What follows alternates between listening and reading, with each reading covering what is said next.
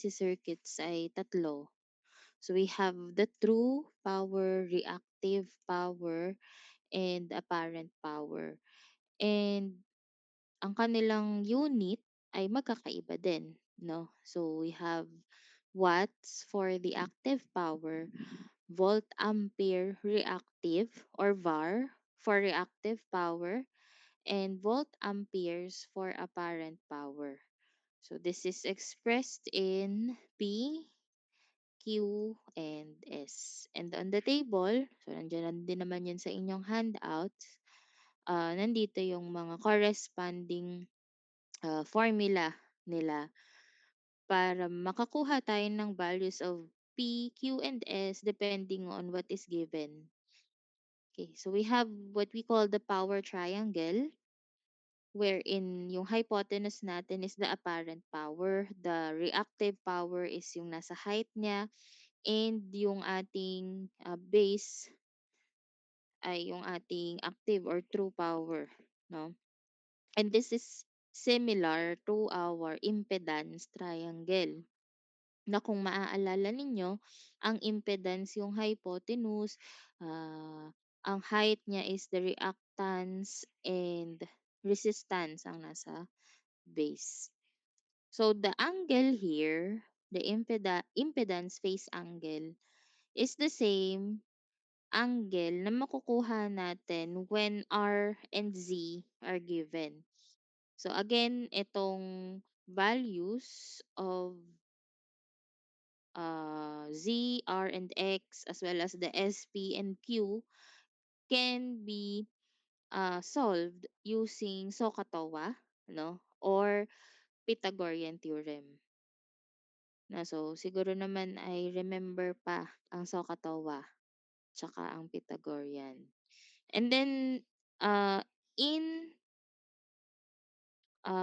apparent power, so palitan na natin 'to para hindi kayo malito.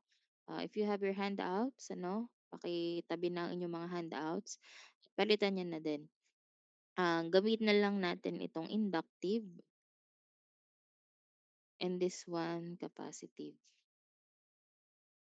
So again, itong convention na ito ng sign ay kapag conjugate natin ay current. Again, conjugate ay kapag nagpapalit tayo ng sign sa ating phase angle. Ano?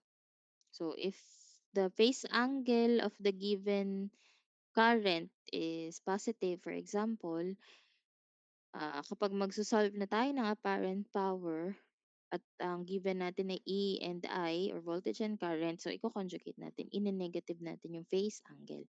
Again, phase angle lamang, hindi yung buong magnitude niya. So power factor, tatandaan, is equal to cosine theta. So whatever the value of this angle theta, yun yung iko-cosine natin to get the value of the power factor. So power factor in itself ay hindi siya or wala siyang unit. Ano kasi nga power factor is similar to what we call the efficiency of the system. In terms lamang siya ng decimals instead of in percentage. 'Di ba 'pag efficiency, 100% ano, yung perfect score or yung pinaka-efficient. Ibig sabihin 'pag 100% efficient, no losses. So ganun din dito sa ating power factor. And since power factor nga is expressed in decimal point or in decimals, uh, instead of 100, ang ating PF ay equal sa 1. So that's the perfect power factor. That is unity power factor. No? So, ang power factor ay pwede nating sabihin or ma-identify kung siya ay lagging or leading. Paano natin malalaman? So by identifying our apparent power in phasor form. Kasi 'di ba apparent even in rectangular din pala. Apparent power can be expressed in complex number nga such as this one na naka-rectangular para ma-identify natin yung parameters niya such as P and Q. So, pwede natin din siyang gawing phasor. So, positive theta ito, and then this one is negative theta. Now, if the angle theta is positive, the behavior of the load is inductive, and therefore, ang power factor niyan ay lagging. No? Lagging power factor. Okay? And if your angle is negative, or if the behavior of the load is capacitive, ang iyo namang power factor ay leading. Okay? So kapag meron kayong nakita na lagging at saka leading, you will know already the sign of your angle. Okay? At yun nga, regardless kung lagging or leading siya, it should be less than 1. No? PF, kung hindi naman siya unity, less than 1 siya. So the ideal power factor is 1, pero kung dahil nga in actual hindi naman natin kaya na walang losses because our loads are always, or most of our loads are inductive.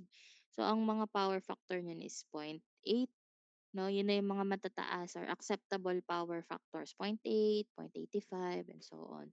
And if the power factor goes below that, it is required na magtaas or i-improve ang power factor. Okay, so ayan, ito yung mga power factor natin. Again, we can use sa SOHCAHTOA if given ang P and S, so P over S, or R over Z. Ito yung ating power factor correction. Ano? So again, yung values nitong mga formula on the right uh, are from the SOHCAHTOA. So, 'di ba, sin ano? So, sin theta is opposite over hypotenuse. So, opposite nung theta is the Q1. So, this is sin theta 1. Let's base on the sin theta 1. Q1 over hypotenuse S1. Therefore, kapag na-rearrange natin yan, we have Q1 equals sin or S1 sin theta 1.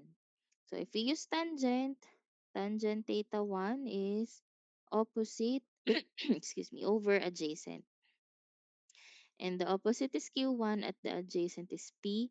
Therefore, we have uh, also an equation of P tangent theta 1 to get the value of Q1. And then in power factor correction nga, so your original power, apparent power is S1, and the reactive power is Q1, as well as your theta. So, ang pag improve ng power factor is the goal is to lessen your reactive power, since yung reactive kasi we can call it as useless power eh. Ano, dahil nga lang siya doon sa mga reactances natin. Na kumbaga, ang useful power lang natin na masasabi is the P. Kaya nga siya tinawag na true or real power. At kung mapapansin nyo nga, binabayaran natin sa ating kuryente is in terms of kilowatts. No? So, watts in terms of watts. Now, yun nga, pag improve ng power factor is to lessen the Q without changing the P. Ano, kaya ang nangyayari diyan, binababa lamang natin ang value ng Q, and that is by adding a capacitor in parallel with the whole system or with the circuit. So yung Q2 is the improved kVAR or improved VAR ng iyong system. Improved na siya, no, yung Q2 as well as the S2. Now, yung QC dito, ito yung power nung idinagdag mong capacitor. Ito yung reactive power nung dinagdag mong capacitor. That's why Q sub C siya. And you can solve for that by subtracting Q2 from Q1. And by substituting the equation of Q1 and Q2, so we can have this pitantan na equation. Ano? Okay. Now, Sometimes ang kailangan natin ay C. So we can solve for C by having this equation. So QC over 2 pi F times V squared. No, VRMS. VRMS ito. Galing lamang din yan doon sa ating formula yung nasa table, which is Q is equal to V squared over X. Now, wherein dahil nga hinahanap natin ay C, so supposedly this is capacitive reactance at ito yung nga yung Q sub C. Ano?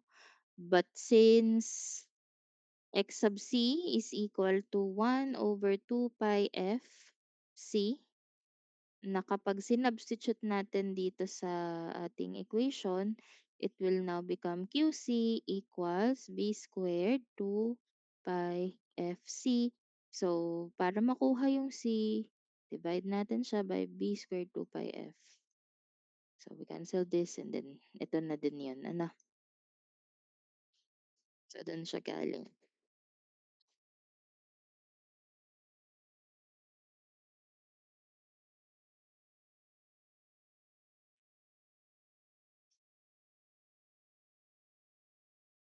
Now, let us have this example. Um, Wait lang. Mali ang sunod-sunod ng example ko. Wait lang ha.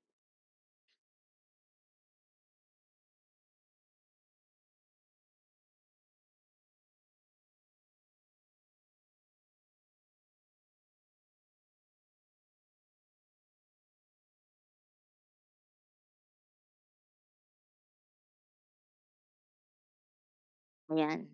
Ito kasi ay nasa handout ninyo. Ito yung nasa exercises number 6. Exercises. Exercise number 6. Yung sa last page. So a load of 300 kilowatt with a power factor of 0.7 lagging has the power factor improved to 0.8 lagging by addition of parallel capacitors.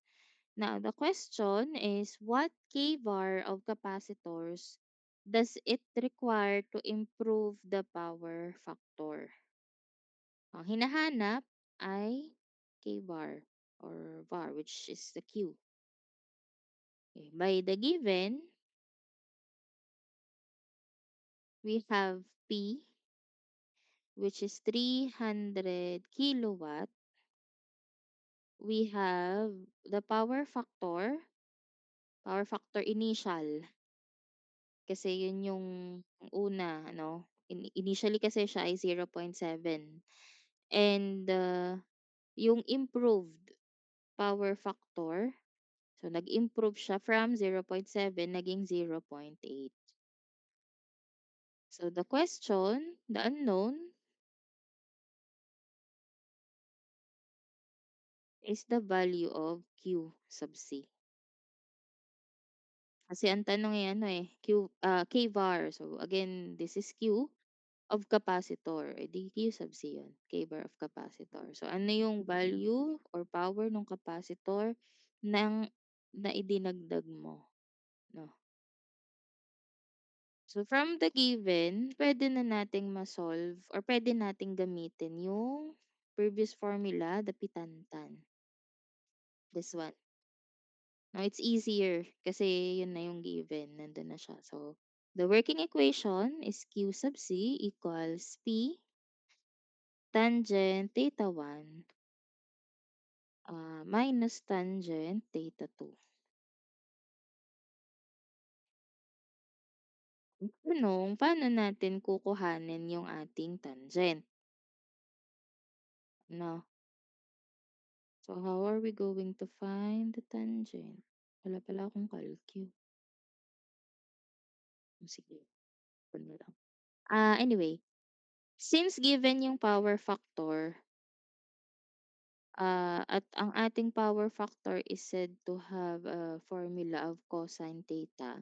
Ayan, pwede nating makuha ngayon yung ating theta by using inverse cosine, no? Inverse cosine or what we call arc cosine. So arc cosine 0.7, that will be our theta 1, which is,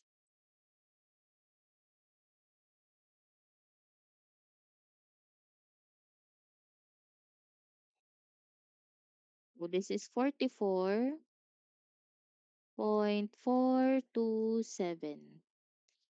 And theta 2 is arc cosine 0.8 naman. Eh, ano pala? Cosine pala. Baliktad pala. Sorry. Sine yung napindot ko.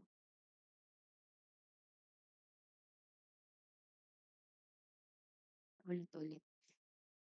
Arc cosine 0.7. 45 pala siya. 45.5729. And then, ang 0.8, so this is 36.8698. So now that we already have the data, ano na ang magiging value ng QC natin? So, ang ating QC, substitute natin yung P, 300 kilowatt times tangent, theta 1 is 45.5729 minus tangent 36.8698. So, pag i-input yan sa calculator, make sure na ite-take account nyo yung prefix, ano, yung kilowatt. So, wag niyo muna siyang aalisin sa computation. Lagi niyo siyang isasama na siya ay automatic naka-times 10 raised to kung ano man yung prefix niya. Para kung sakali hindi kayo malilito sa magiging exponent ng final answer niyo. Kasi minsan hindi nila sinasama yung prefix, yung exponent ng prefix. So, 'pag 300 lang 'yan, mag-iiba yung inyong, exponent sa final answer. So, the answer is 81.0609, and this is in kVAR. Okay? Madali pa ano kasi direct substitution pa siya. Pero since ang kinukuha kasi din sa ating problem is kVAR, no? Or in terms of kiloVAR. So the final answer should be in terms of kiloVAR or kilovolt ampere reactive. Kaya 81 point something. Kaya kahit sa calcu kung ang lumabas ay 81,000, so it should be, yun nga, ang unit ay i-express natin in kVAR. Okay? So, wala namang tanong pa, ano, naintindihan pa, nakakasunod pa? As long as may given na power factor, pwede mong makuha yung angle and vice versa. As long as may given na angle or nakuha mo yung angle from the phasor ng ating apparent power or even yung ating impedance, we can get the value of our power factor. Kasi cosine ng theta lang naman yun. Okay, next. In this example, so ang connection is, ang source pala is 120 volts RMS, 60 hertz power line, and a load absorbs 4 kilowatt at a lagging power factor of 0.8. Now find the value of capacitance necessary to raise the power factor to 0.95. So in this case, meron tayong mga given na voltage. So equals to 120. So RMS voltage ito. we have our frequency, 60 hertz. The power is also given at 4 kilowatts. And the power factor, so initially, siya ay 0.8 and then it was improved to 0.95. Ngayon, ang tinatanong ay value ng capacitance. No, unknown is the C. From our derived formula kanina, 'di ba? C is equal to Q sub C divided by 2 pi F times V squared or VRMS squared. So, lahat naman ay given na ano, pwede tayong makapag-solve. So, sige nga, kayo nga muna ang magsagot. I'll give you siguro 10 minutes. Parang ang tagal naman ng 15. Ayan na yung equation. Sa-substitute niyo na lang. Get your calculators and try to answer this. Tapos kapag nakuha niyo na yung sagot, type niyo na lang sa chat box together with, siyempre yung corresponding unit niya or exponent. Ano, sige, I'll give you 10 minutes to answer.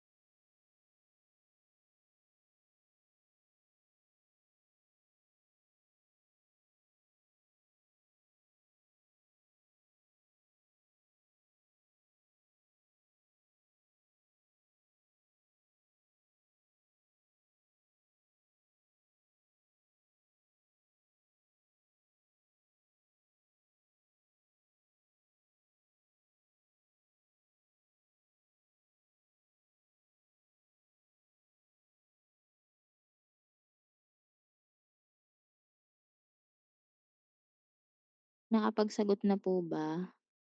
May nagsasagot ba? Ang tanong pala ay kung may nagsasagot. Yan. Wala pa akong nakikita sa chat box on my end. Ayan, meron ng isa. 31 ba? Hmm, kasi naka-millifarad ano. Actually puwede naman natin siyang i-express in different wait lang, 'pag milli parang hindi siya 31 dapat. Kasi 'yun, kung milli ay hindi din. Ano ba 'to, milli o micro? Bigla tuloy akong nagduda. Micro. So, ang micro ay U, milli ang M na maliit. Micro ay mukhang U, mukhang U na maliit. So, hindi siya kung yung kay James hindi siya milli, yung kay Christian hindi rin siya milli, micro siya. Ayan, nag-alarm na yung 10 minutes. 'Yun, dapat micro. Kasi originally hala, dalawa na yung susulatan ko, wait lang. Sa original slide, pinaglalaruan ko kasi yung bagong interface ni Google Meet. Meron kasi siyang annotation sa tabi, additional features. So, puwede akong mag-annotate katulad niyan. Merong mga disappearing ink na puwede kong gawin na nakikita niyo din on your end. Anyway, sige balik ako dun sa ano.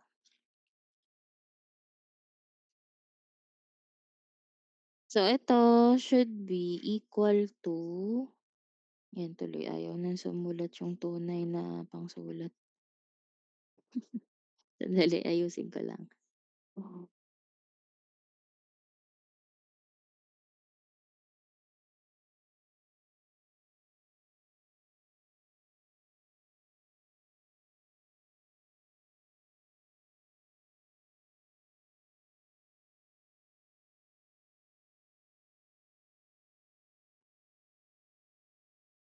Ang sagot kasi kanina ay yung kapagka dinire-diretso mo siya sa Calcu ano, parang magiging 3.10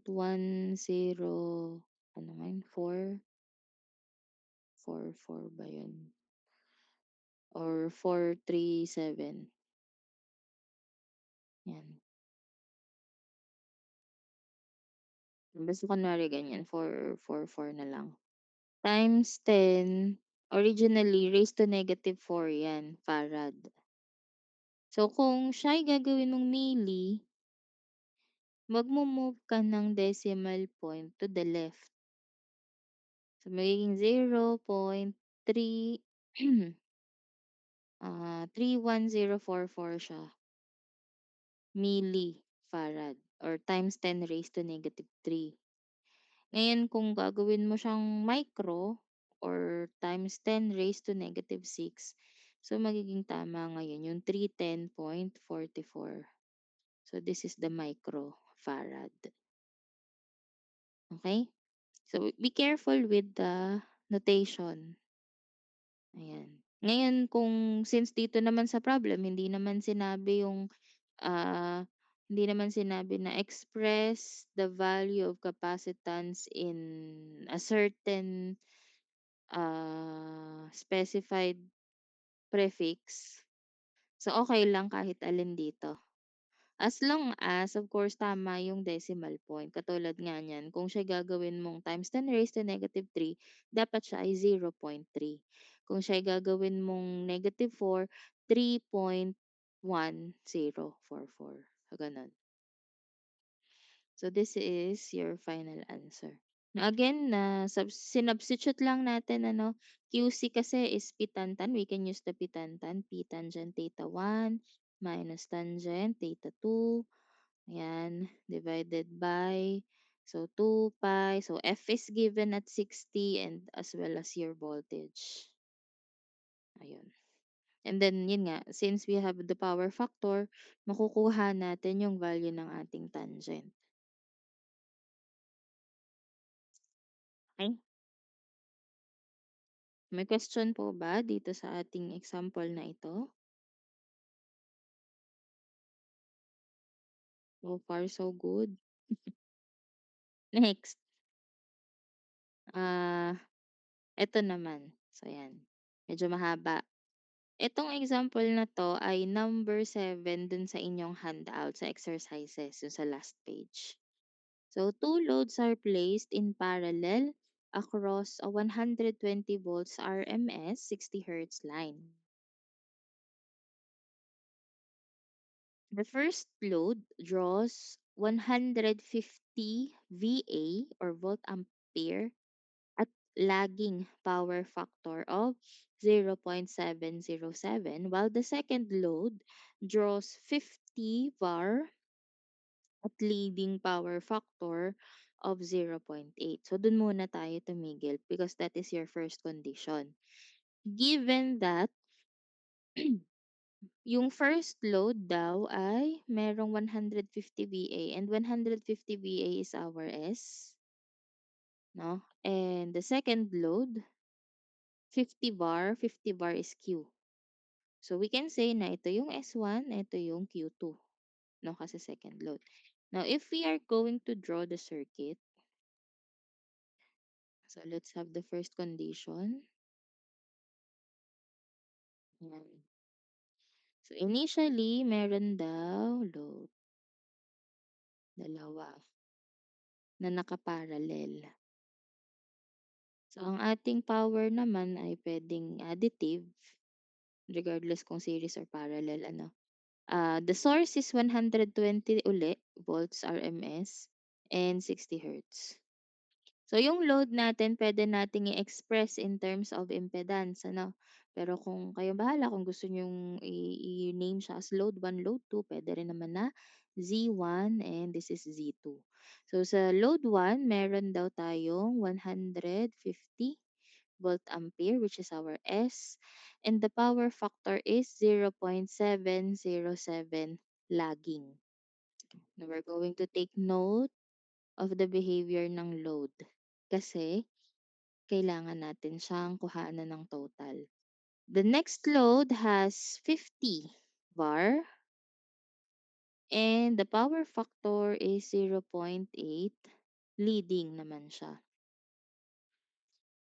So para ang una nating gagawin is to get first the total power.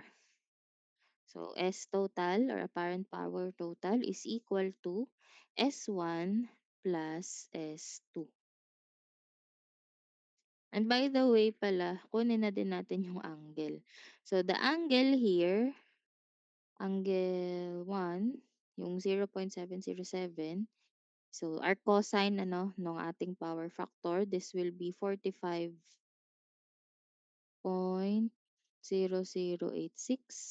and the other one angle is equal to 36.8699. So this is important para makuha natin yung kanyang apparent power in phasor. At i-express din natin siya in terms of rectangular form para lang makita niya yung relationship ng P and ng Q. So, yun nga, S1 at S2, pwede rin nating makuha yung value ng ST using P total plus minus JQ total. Wherein P total ay equal sa P1 plus P2, ano? And then Q is Q1 plus Q2. Hmm. So S1 is already given at 150 bar angle. So yung angle natin is 45.0086. Positive kasi siya ay lagging. So this is in terms of VA.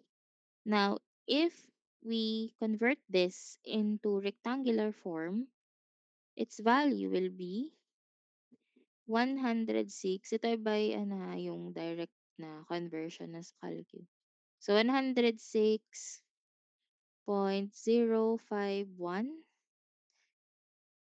plus J 106.0819. So again, this is still in VA. While our S2 is equal to, so paano natin kukuhanin ang S2 since ang given ay Q? By Pythagorean theorem, no? Yung ating power triangle uli. Pangit ng triangle. S, P, and Q. So ito yung angle. Ah, Q, ay sorry, S is equal to Q over sine theta. Which is, ang theta natin is yung 36.8699. And so if this is S2, then ang gagamitin natin is Q2. Solving that, makukuha natin ay, so sige, ilagay natin yung given 50 over sine 36.8699. And this will result to 83.333, puro 3 na yan, bar angle. So, yung bar angle natin, ite-take note natin na siya ay leading yung ating load 2. Therefore, the bar angle should be negative. Negative 36.8699 VA. And in rectangular form, magiging 66.666 minus J 49.99999 VA. Now, yung nakuha natin from S1 na rectangular form, this is P1, this is Q1, this is sa S2 naman, this is P2, and this is Q2. At kung mapapansin nyo, 49.999 is approximately equal to 50 var. So, yun na din yun. Ano? Now, so we need to find the S total by adding the 2. Kaya naman natin ite-take note yung leading at saka lagging sa ating power factor kasi kailangan nating kuhanin ang sum nilang dalawa. No, kasi nga kung phasor, so ite-take account natin yung negative at saka positive sa ating angle, sa ating phase angle. Saan na siya kasya? Dito sa baba, kasya pa ba? S total.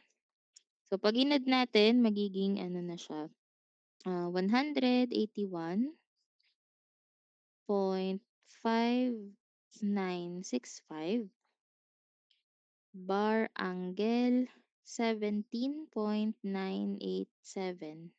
volt ampere. Na kapagka tiningnan din natin ang kanyang rectangular form, it is equal to 172.7213 plus J 56.0773 volt ampere. Okay? So again, kinuha ko yung rectangular forms niya para makita natin yung relationship. Now, yung ating P, ito na yung naging P total natin, P total at saka Q total. So pag pinag-add natin P1 at saka P2, so 'di ba magiging 172. And then yung Q1 and Q2, since yung isa ay leading, so ima-minus natin. So kaya siya naging 56.0073. So yun yung relationship niya. Now, the second condition is for the third load. Sabi dito, meron pa daw isang third load na idinagdag, which is purely capacitive. So it is placed in parallel across the 120 volt line in order to make the power factor of the system equal to unity.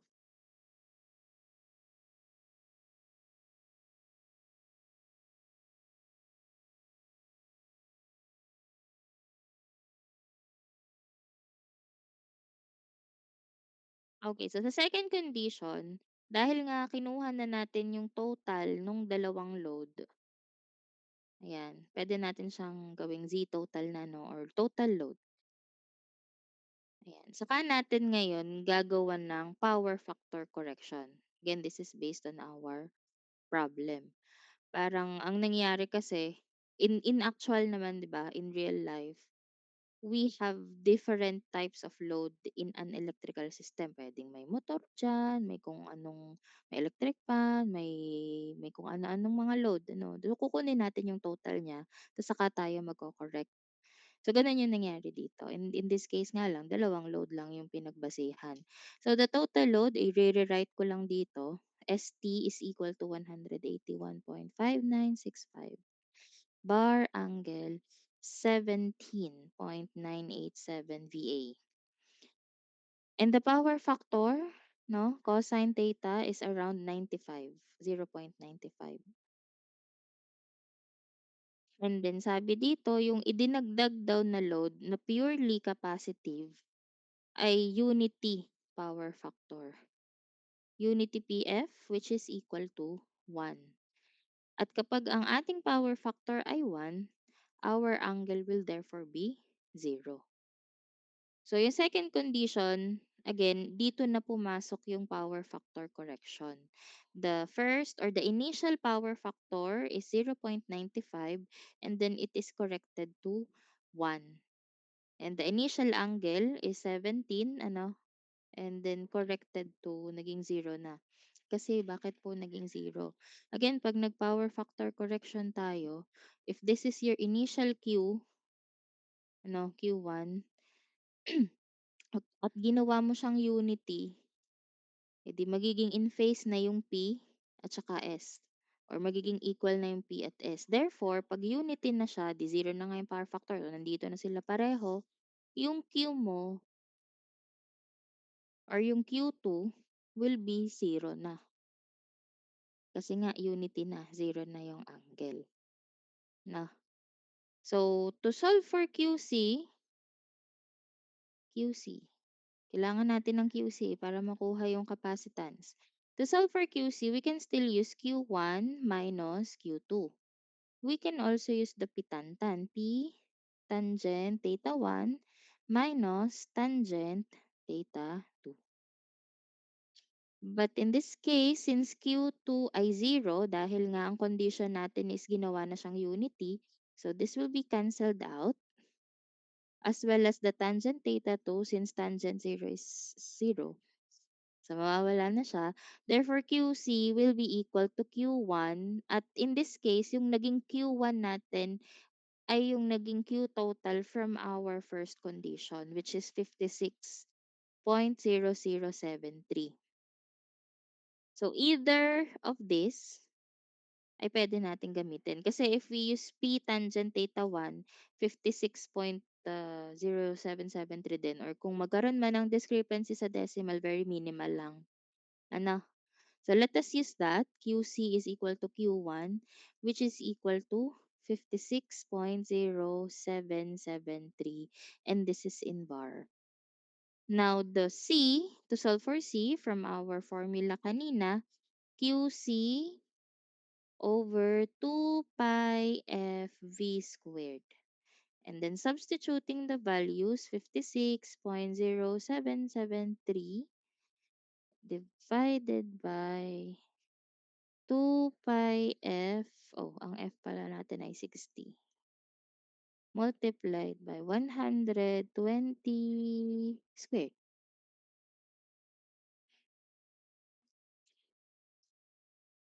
Ayan. So, magiging 1.03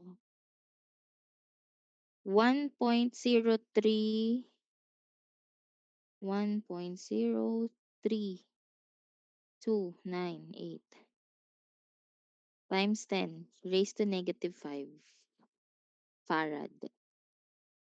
Or we can express this in microfarad. Magmo-move lang tayo ng decimal point pakanan. 10.3298 microfarad or times 10 raised to negative 6. So this is our capacitance. Ito yung value ng capacitive load na idinagdag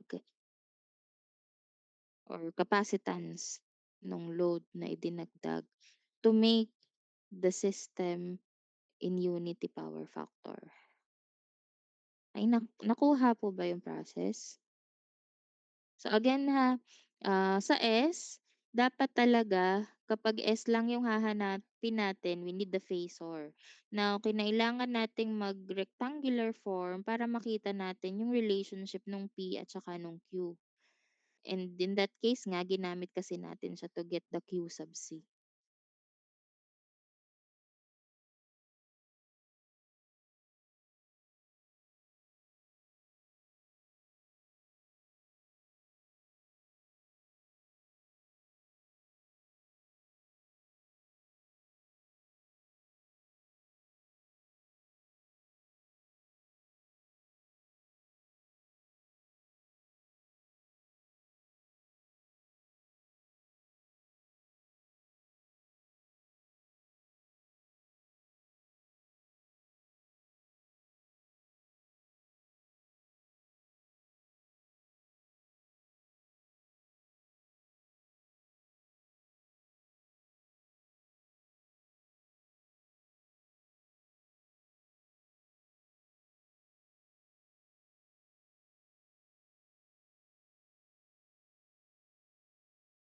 Okay na po. May question ba for this example? So again, for the meantime, you take a screenshot na lang muna and then kung gusto nyo, i-resolve or rewrite nyo para mas ma-retain sa inyo yung mga solution natin. So for the next example, we have here, ayan, medyo mas madali to. Two impedances. Ito ay number 9 yata dun sa inyong handout sa exercises. Number 9. Two impedances Z1 and Z2 are in series and pass an effective current of 5 amperes. So series equal ang current ano. Determine the complete power information. Since yung current naman natin ay walang binigay na phase angle, so let's use this as it is. Pag sinabing complete power information, ano, ibig sabihin kailangan yung kuhanin yung P or yung S, P, and Q. Complete power information yan. So, tatandaan nyo yun ha. Pag may nakita kayo na determine the complete power information, kukunin nyo yung tatlo. Minsan nga ipapadrawing pa yan sa inyo sa power triangle. So, kailangan mong mailagay or ma-identify kung alin ang nasa hypotenuse, alin ang nasa height, alin ang nasa base. So, ayan. Since ano ba 'to, series pala siya, 'di ang ating Z ay equal sa Z1 plus Z2. So maganda dito since naka-phasor na, madali na natin siyang or mas direct na yung nagiging computation natin sa kanya ano. Mhm. So ang Z1 plus Z2, sige kakalkyo ko muna.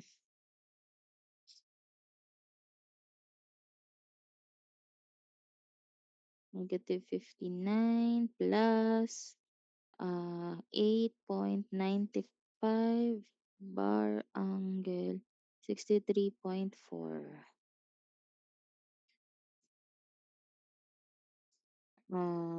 In terms of rectangular, 7.0101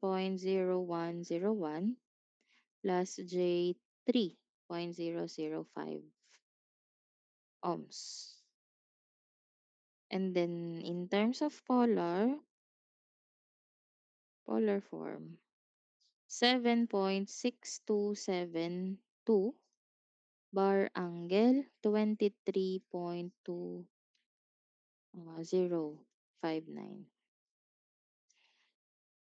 So again, kinuha ko ulit pareho. Kasi gagamitin ko yung rectangular sa solution. Una, we can identify the value of S by using I squared Z. Ano? So, i-direct lang natin i-multiply yung answer times sa 5 squared, and you will get a value of, sige gawin muna ulit nating rectangular, 175.2528 plus J 75.1349 VA. And ang kanyang phasor 190.679 bar angle 23.2059 VA. So yung S, ito na yun. Ito na dapat yun. Magiging sagot niyo for S. Now, dahil nga ginawa natin siyang rectangular form, ma-identify kaagad natin ang P at saka ang Q. Pero dapat paghihiwalayin natin kasi kailangan natin siyang maisulat in its unit.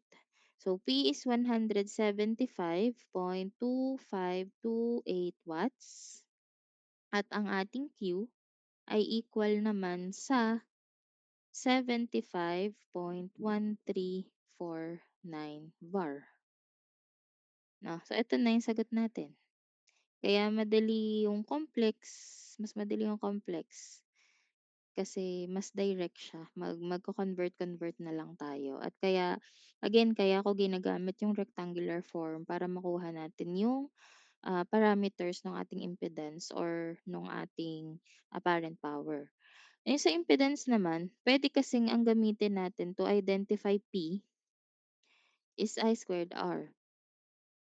At dahil nakuha natin yung total impedance, we have this one is the total resistance, 'di ba? And this one is the total reactance, yung ating rectangular form ng Z total.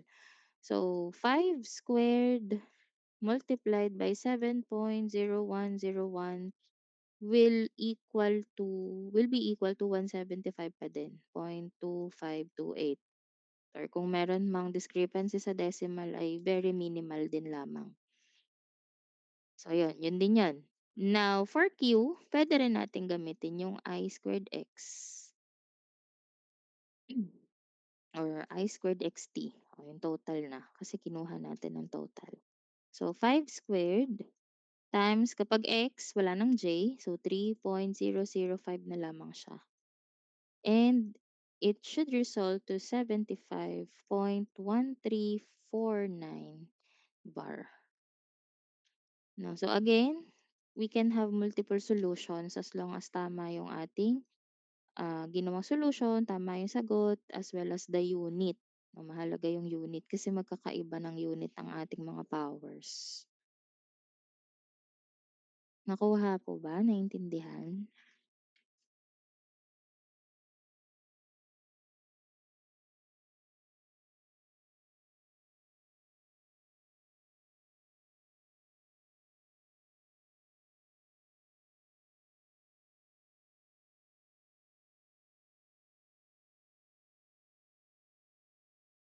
Sabihin niyo, baka masyadong mabilis yung aking pagso-solve. So, kung may questions, you can raise hands naman.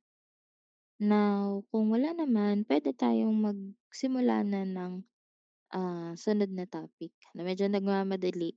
Kasi po, on Friday next week, ang sabi daw ay walang pasok kasi holiday. So, parang konti na lang or 4 hours na lang at most yung magiging meeting natin next week. At baka hindi natin abutin. So, mas maganda na nga na mauna, kaysa mahuli.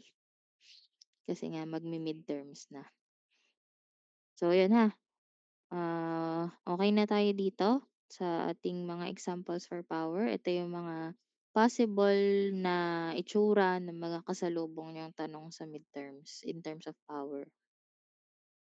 So, bago tayo magtuloy sa ating network analysis, balikan natin yung ating circuit connection. So, meron tayong tinatawag na node, meron tayong tinatawag na branch, meron tayong tinatawag na loop at saka mesh. So yung node in this particular example of circuit or in this particular circuit diagram, common yung node B and node A, no? Since yung branches natin, so we have four branches here. Ito yung isang branch wherein nandoon yung ating voltage source. We have another branch here, another branch here, and another branch here which contains our current source. So galing ito dun sa DC lecture. Kinuha ko lang ulit. Kaya siya ay purong resistor. And since yung ating mga branches ay pare-parehong connected sa iisang load sa iisang node or junction, ano, we can also call this junction. So pare-pareho silang connected sa iisang node sa taas at sa baba. So kaya tinawag natin siya na common. So if ever na may mga elements dito pang iba, ano, kung lagyan pa natin ng mga elements diyan, hindi na siya magiging common. So again, kaya lang siya naging common kasi nga common. Wala siyang ibang element in between. So yun, ang loop, so kahit anong closed path, any closed path, we call it a loop. And yung mesh ay isang klase ng loop na walang loop within it. Kaya in this case, we only have three meshes. Ano, yung mesh, burahin ko muna ito. So this is mesh 1, mesh 2, and mesh 3. Ayan yung tatlong meshes natin. Now, if we want to combine two adjacent meshes, tatawagin natin siyang super mesh na. Pero loop pa rin naman siya. Na yun nga lang, identified siya as super mesh kasi dalawang independent loop. So yun. Then, another, recall natin yung dependent and independent sources.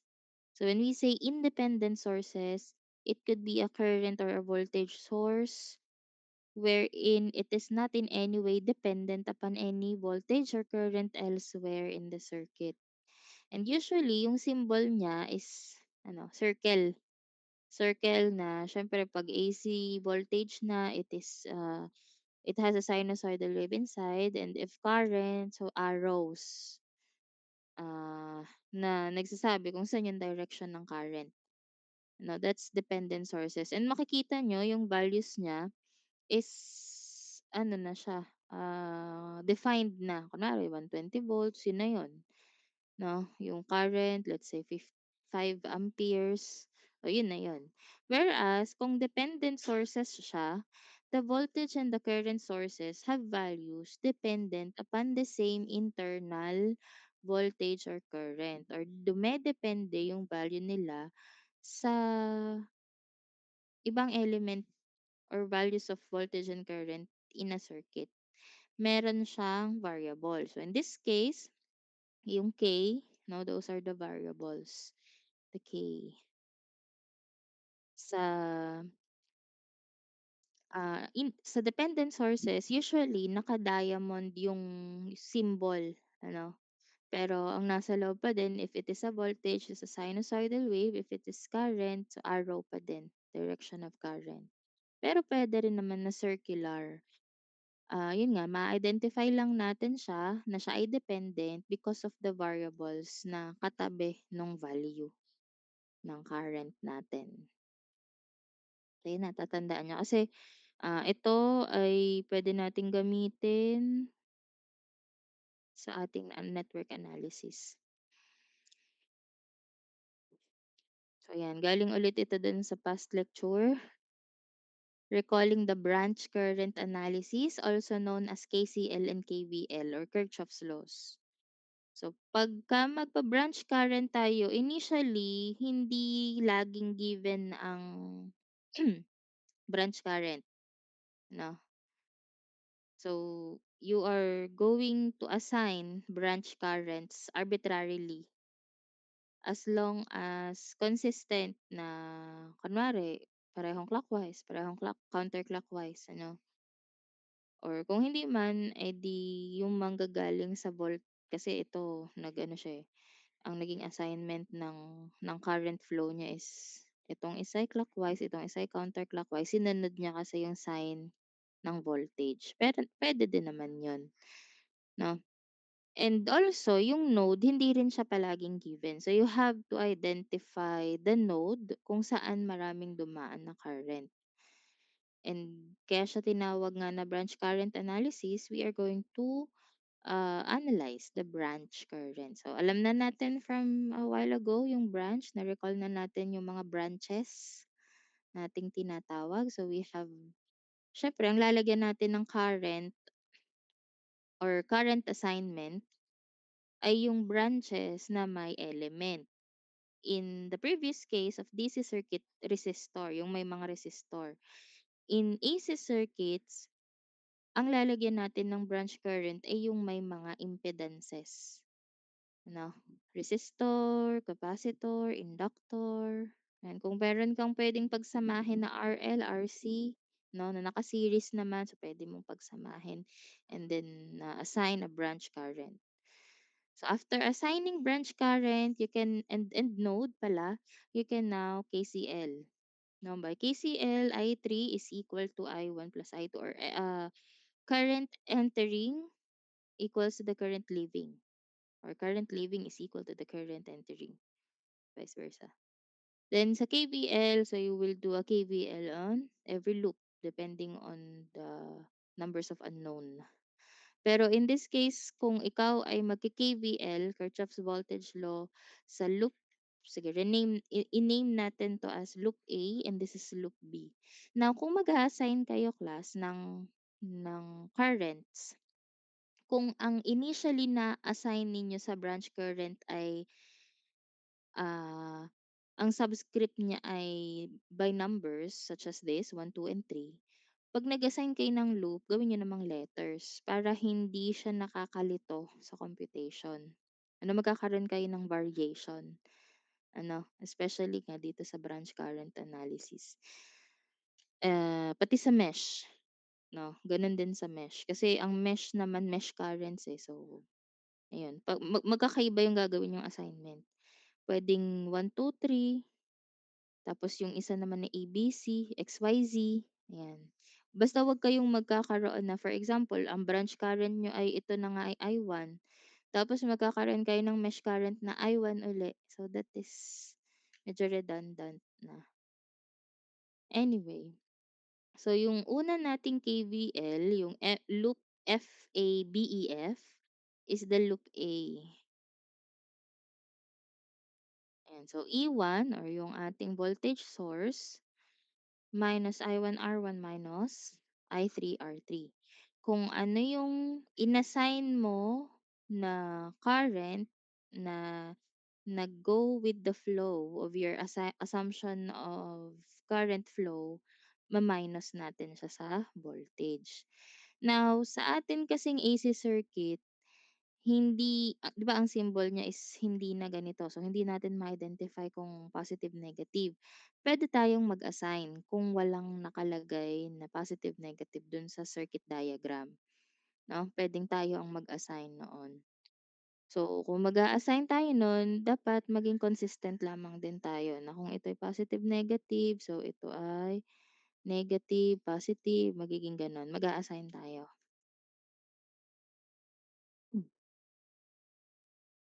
And then, sa loop B naman,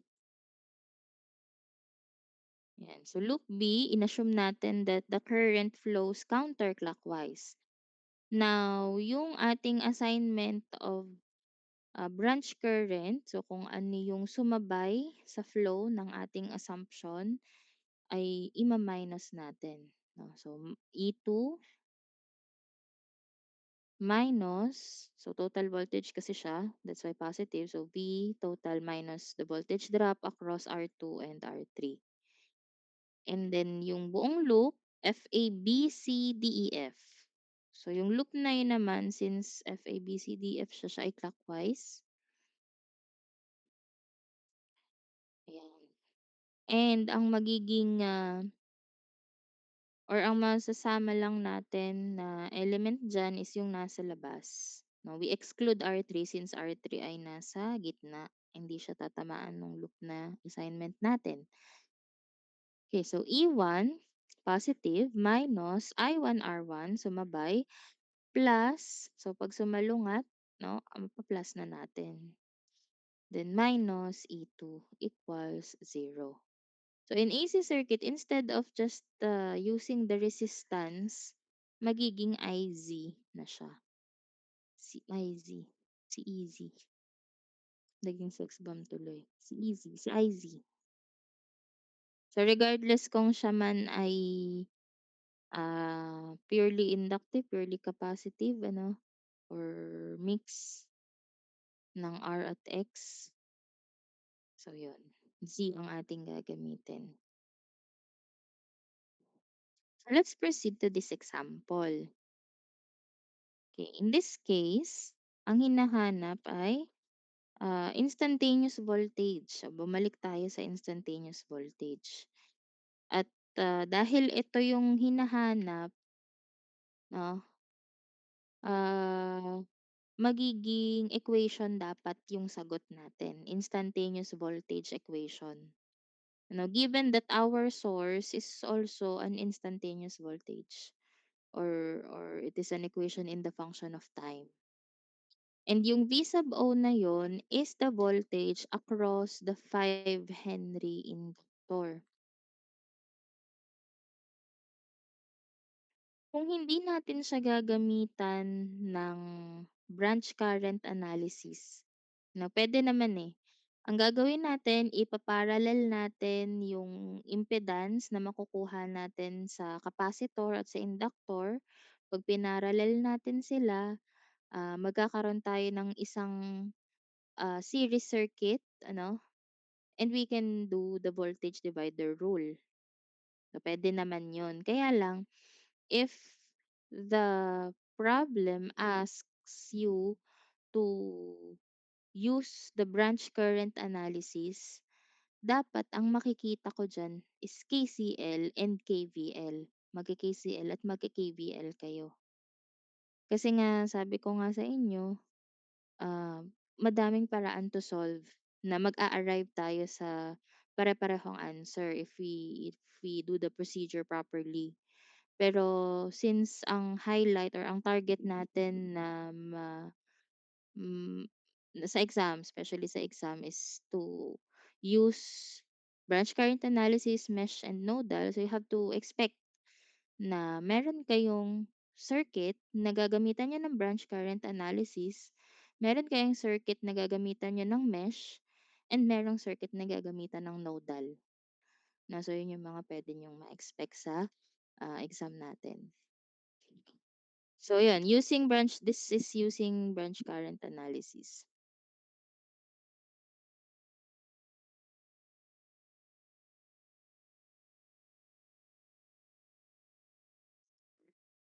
So dahil wala ngang assignment of currents, pwede tayong mag-assign ng current natin arbitrarily.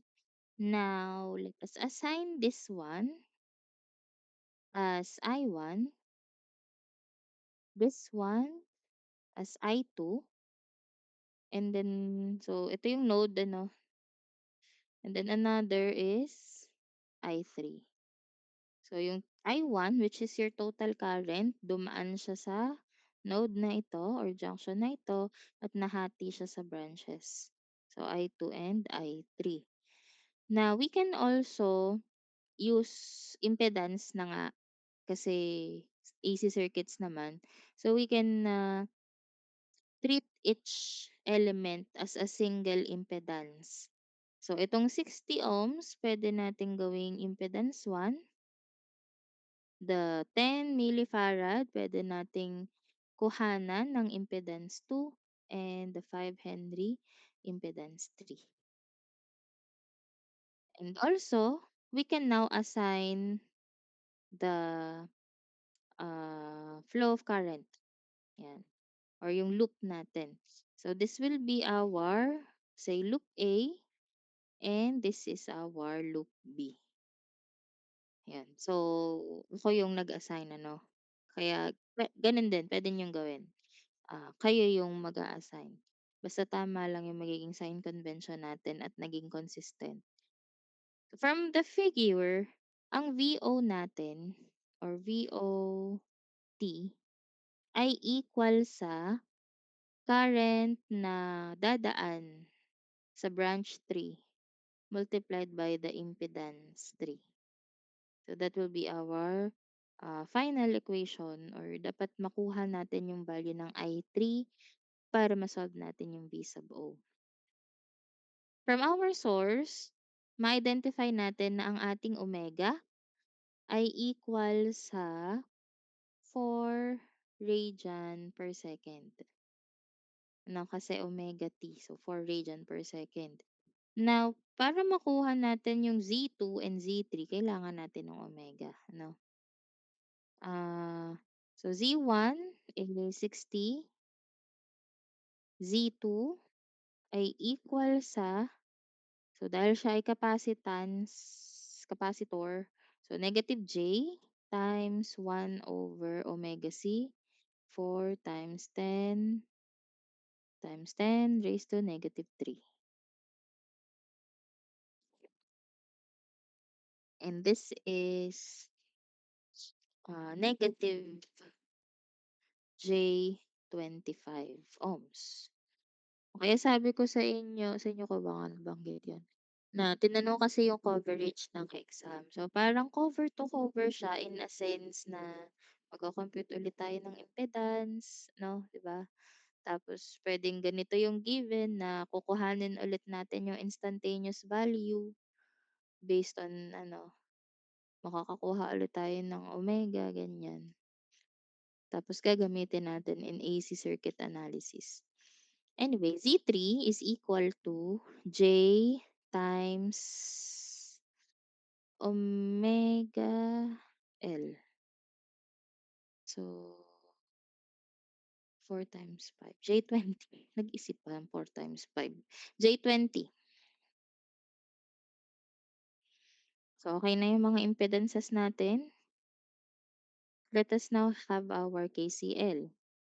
So, isa lang naman yung node. So, dun na yun automatically. Isa lang yung ating node na may madaming ganap na current. So, I1 is equal to I2 plus I3. This can be our first equation or equation 1. Then KVL at loop A, pwedeng gawan niyo ng loop, pwedeng lagyan niyo din ng letters katulad nung kanina, yung A, B, C, D, E, F, parang ganun. It's up to you as long as consistent nga yung mga signs. So, yung ating source pala ay pwede nating express in phasor, 20 bar angle negative 15 volts. So, at loop A, we have E, no, minus I1 Z1 minus I2 Z2 equals 0. So that is the equation. And then we substitute 20 bar angle negative 15 minus Z1 is 60. So 60 I1 minus Z2 is negative J25 I2 equals 0. And then we can substitute equation 1 para makuha na natin yung equation in terms of I2 and I3. Substitute I1. And then we write 20 bar angle negative 15 minus 60 I2 plus I3.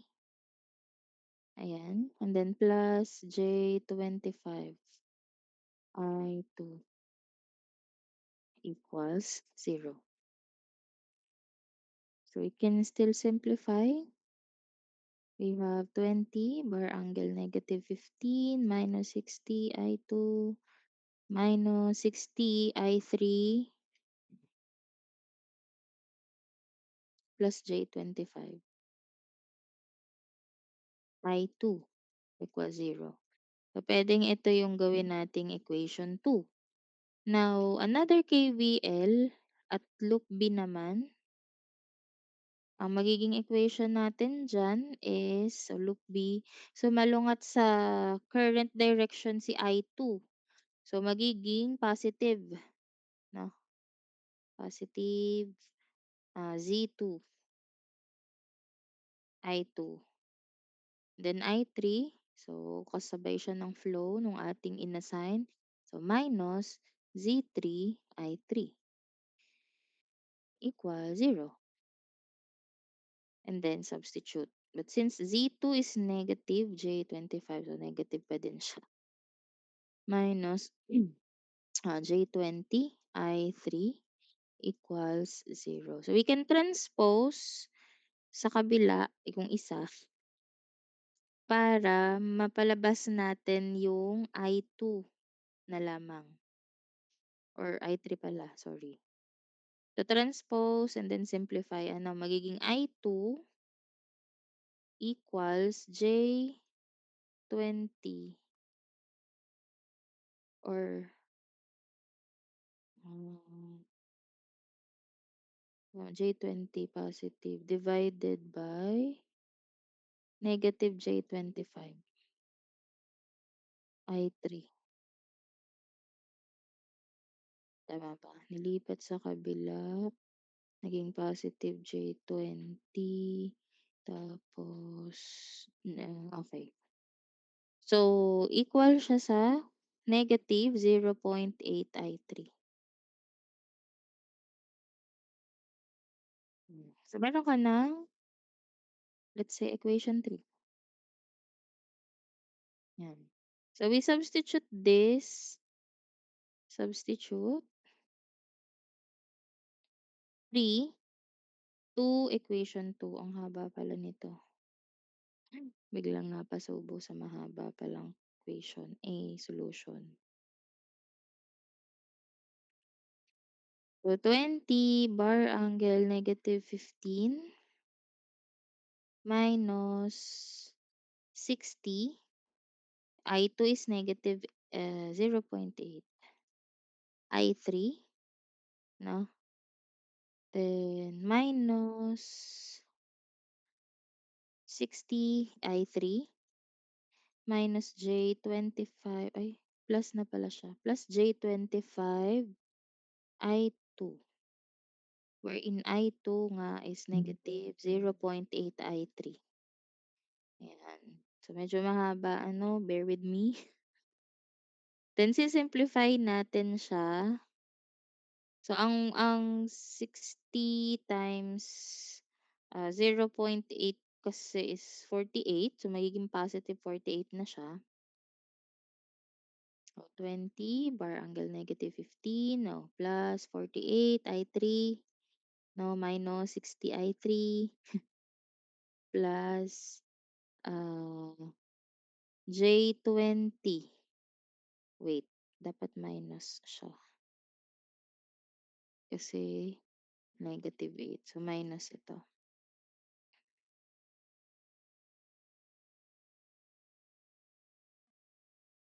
Minus J20 I3. Ayan. So, combine ano, yung 48 at saka negative 60. So, it will become 12. Negative 12. Tapos, pwede na nating pagsama-samahin ang pare-pareho. 20 or angle negative 15 minus 12 plus J20 I3. Ayan. So, transpose ulit natin sa kabila si I3 para maging positive. And then, para maiwan si I3, magiging 20 bar angle negative 15 over positive 12 plus J20 na siya equals I3. And this will become 0.8574 bar angle negative 74.036 amperes. So, hindi pa tayo tapos dyan kasi kailangan natin siyang i-multiply kay Z3. And when we multiply this to Z3, The answer will be, dito ko na lang ilalagay sa taas, 17.1498 bar angle 15.9637 volts. At hindi pa rin tayo tapos dahil kailangan natin ay equation. So again, dito na lang ulit sa pinakataas ko isusulat.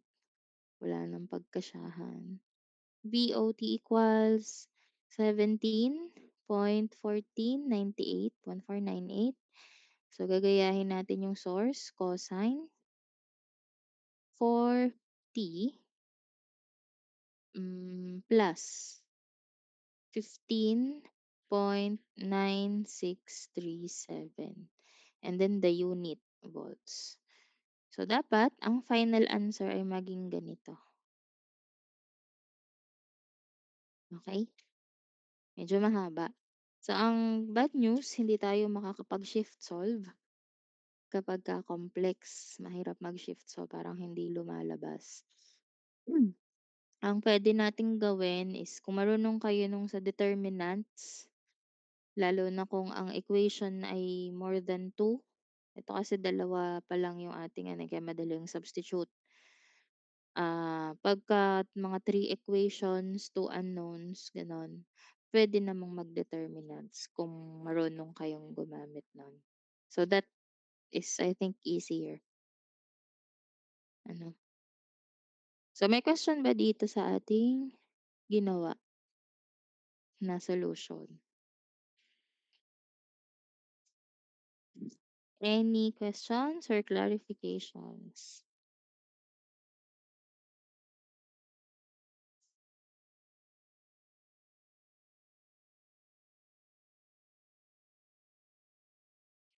So again, huwag kakalimutan ang mga unit. Dun sa experience ko ng pagso-solve, ang nangyayari nagkakabali-baliktad ako ng sign. Kaya hindi ko mapalabas yung minsan nagkakamali yung sagot. So you have to be careful also dun sa mga sign. Lalo na nga at ayan, medyo madami na yung solution natin. At ay consistent tayo sa sign convention. Now kung walang question, ah, iwanan ko na lang kayo ng activity. So puwede naman ito hanggang next week. Ayan. So determine the voltage pa rin across R2. Alin ba ang R2? Itong nasa gitna, 1 ohm. So you have to determine the voltage across that resistor by using branch current analysis. Isang circuit lang para mapag-praktisan ninyo. So given the maganda dito ang given na yung mga reactances na. So hindi na tayo magso-solve for the reactance. Impedance, gawin na lang natin siyang impedance, ano. So lalagyan natin ng negative J for the capacitor and positive J or positive I for the inductor, and then you're good to go na. Puwede nga actually pagsamahin niyo yung magka-series, 'no. So as a single impedance, puwede naman din 'yun. So again, you have to use the branch current analysis here to solve the voltage. So try to practice this one. Maglalaan ulit ako ng space sa Google Classroom for you to submit your answers or your solutions. Kahit saan nyo ilagay, basta clear, kahit sa notebook, basta malinis yung solution. And also kung kunwari notebook tapos consume kayo ng more than one page, make sure na before you upload ay gawin niyo siyang one PDF lang, one PDF file, redundant, one PDF. Gano'n lang. Sige, hanggang diyan na lang muna tayo today, and wait lang, before we end, let me take a screenshot.